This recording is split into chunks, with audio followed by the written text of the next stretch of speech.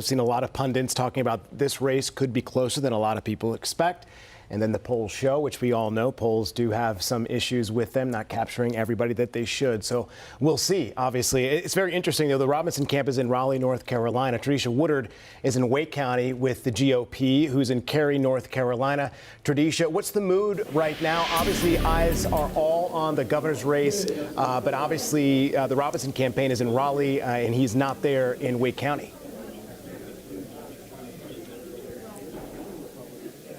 That's right. Well, one thing I will tell you, as the polling locations prepare to close their doors, we've seen more and more folks trickle in here to the GOP watch party. We've been here all evening giving you guys the updates on some of the key candidates, some of the key races. We talked about Lieutenant Governor. We talked about North Carolina State Superintendent. That was a really big one. Remember, a lot of folks had some concerns about the increase in teacher pay. So to talk a little bit about some of those concerns, we do have Michele Morrow. She's one of the candidates that is on the ballot, rather. So Michele, talk to us a little bit about why it's so important to get the right person in that seat.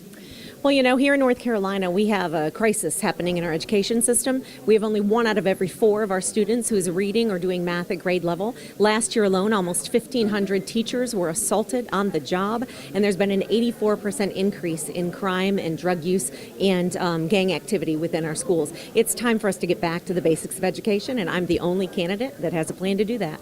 Okay, and if you get in that seat, talk to me a little bit about some of your top priorities as soon as you get in office. Absolutely. Safety is a top priority. After I won the primary, I started a school safety advisory council, and they have been working on looking throughout the country, finding best practices to make sure that our schools are the safest buildings in the state. And then we're going to look at taking out the political and social activism that is preventing our children from actually getting a quality education, and making sure that we do some audits and make that our funding goes directly to student needs rather than the bureaucracy that has been robbing our children. And we know one of the biggest questions, as I mentioned, was teacher pay. I know you also have plans. You talked about, cutting down some of the spending, asking state government to save some of that money so we can allot more funding to that issue. Talk to me a little bit in depth about those plans. Absolutely. You know, I've already been talking with the General Assembly, both the House and Senate members for the last several years, and we would like to raise that base salary upwards of $55,000. And then we really need to look at where our spending is happening. That's why I'm saying on day one, we're going to start looking into audits and figure out where is our money going. It's 50% of our state budget, and yet while we have increased the amount of money we are spending per student, we are not getting the same results academically. We have some of the lowest competency rates ever recorded in the state of North Carolina. And one of my last questions is, how are you feeling about everything tonight? As the night continues to wind down, what's your thoughts? How are you feeling?